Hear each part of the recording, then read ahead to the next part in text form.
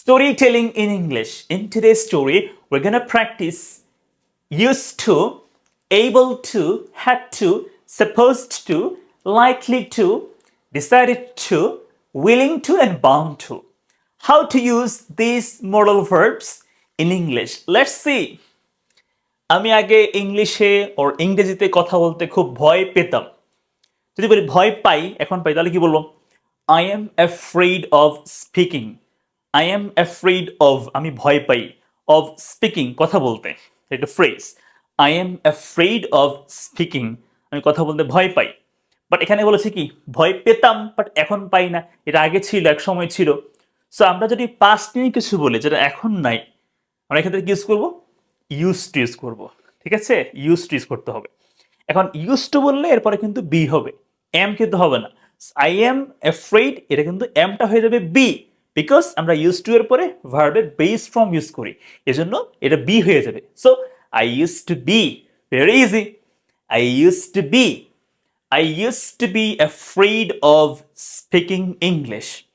এই বাক্যের মানে হলো আমি আগে ইংলিশ বলতে ভয় পেতাম, বাট আমি এখন ভয়টা আর পাই না।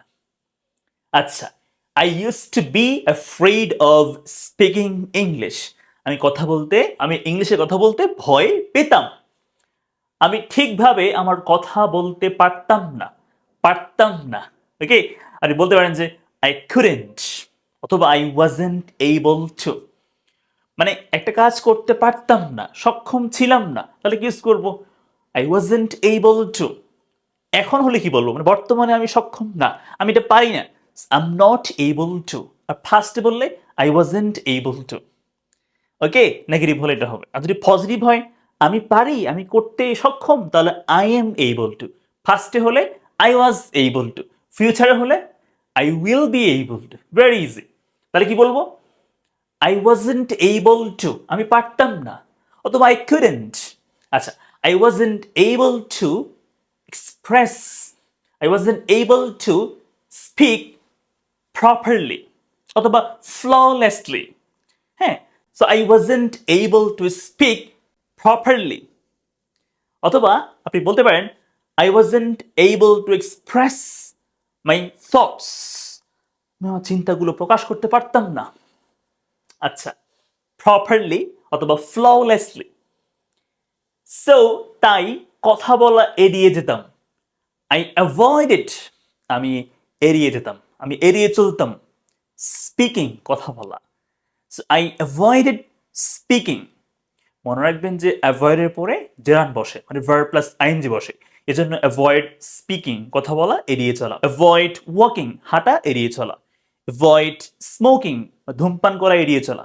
অ্যাভয়েড ওয়াচিং, দেখা এড়িয়ে চলা। অ্যাভয়েড লিসেনিং, শোনা এড়িয়ে চলা, হোয়াটএভার। তাহলে সো আই অ্যাভয়েডেড স্পিকিং, আমি কথা বলা এড়িয়ে চলতাম। তাহলে বলেন তো, I wasn't able to speak properly, so I avoided speaking. I avoided speaking. এরপর দেখেন একদিন, one day, একদিন ক্লাসে, in the class, one day in the class, একদিন ক্লাসে আমার ছোট একটা বক্তব্য দেওয়ার কথা ছিল। কি বলেছে? কথা ছিল, মানে supposed to। কি বলতে হবে? supposed to। One day in the class, I was supposed to give a speech, short speech, মানে ছোট বক্তব্য আর কি। One day in the class, I was supposed to give a short speech, ছোট একটা বক্তব্য দেওয়ার কথা ছিল আমার। আমার ভুল করার সম্ভাবনা ছিল, মানে কি? লাইকলি টু মানে কি? সম্ভাবনা ছিল। তাহলে কি বলতে হবে? I was likely to make mistakes, আমার ভুল করার সম্ভাবনা ছিল। অথবা there was a chance that I might make a mistake, এটাও কারেক্ট হবে। তো আপনি বলতে পারেন যে I was likely to make mistakes, আমার ভুল করার সম্ভাবনা ছিল, কারণ বিকজ আমি খুব নার্ভাস ছিলাম। I was very nervous। যাই হোক, হোয়াটএভার, আমি চেষ্টা করার সিদ্ধান্ত নিলাম। I decided, আমি সিদ্ধান্ত নিলাম। ডিসাইডেড টু হয়, decided to try, I decided to try, আমি চেষ্টা করার সিদ্ধান্ত নিলাম। এরপরে এন্ড এবং ভালোভাবে শেখার জন্য ভুল করতে রাজি ছিলাম, মানে কি I was willing to. What is the meaning of willing to? রাজি হওয়া, সম্মতি হওয়া আর কি। So I was willing to, আমি রাজি ছিলাম। উইলিং টু মেক মিস্টেকস, আমি ভুল করতে রাজি ছিলাম।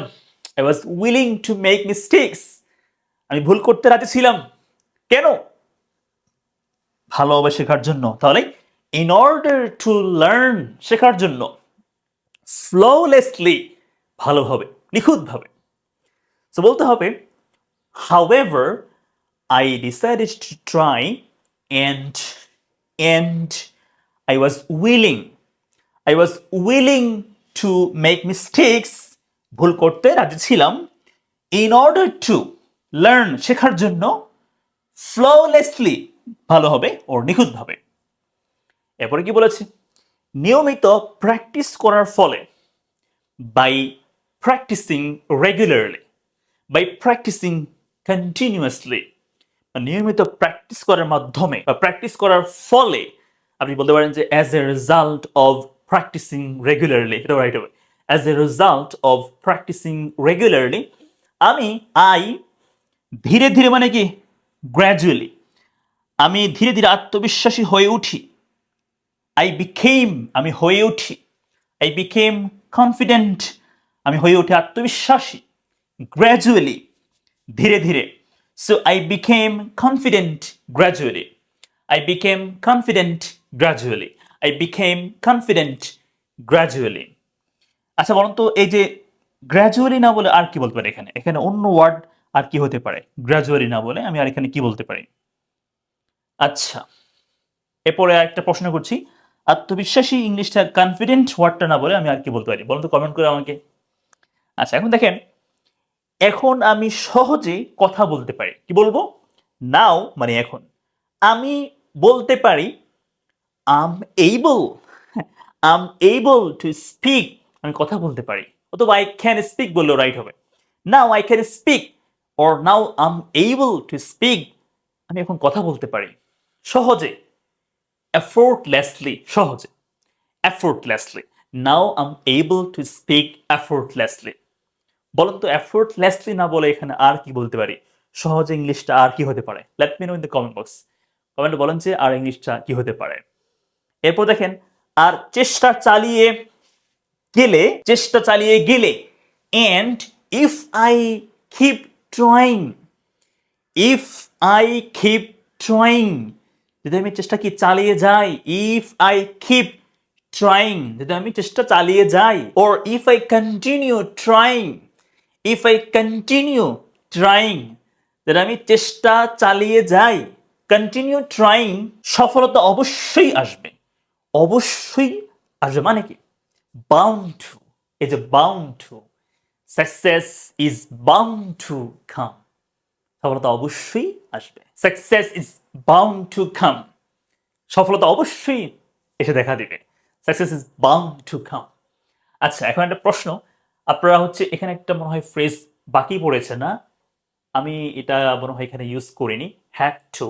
এটা হচ্ছে মানে করতে হয়েছিল। তাহলে যদি বলি যে আমাকে একটা বক্তব্য দিতে হয়েছিল, তাহলে আমি কি বলবো? I had to give a short speech. এটা বলছে এখানে। হ্যাড টু মানে কি কোনো কিছু করতে হয়েছিল, একটা কাজ করতে হয়েছিল। যদি বলি আমার একটা বক্তব্য দিতে হয়েছিল বললে কি বলবো? I had to give a short speech. আর কি বললাম? যদি বলি কথা ছিল, দেওয়ার কথা ছিল, তাহলে আই ওয়াজ সাপোজড টু বলতে হবে। I was supposed to give a short speech. So thank you so much for watching the class. একটা প্রশ্ন আমার, এই হ্যাড টু দিয়ে আমাকে আরেকটা বাক্য বলতে হবে যে আমাকে সময় মতো বাড়িতে আসতে হয়েছিল। এটা ইংলিশে কি হবে? কমেন্ট করে আমাকে বলবেন। জাস্ট একটা প্রশ্ন করলাম। সো ক্লাসটা ভালো করে বুঝলে কমেন্টে ডান লিখে কমেন্ট করবেন। Thank you so much for watching. আসসালামু আলাইকুম। Always take care.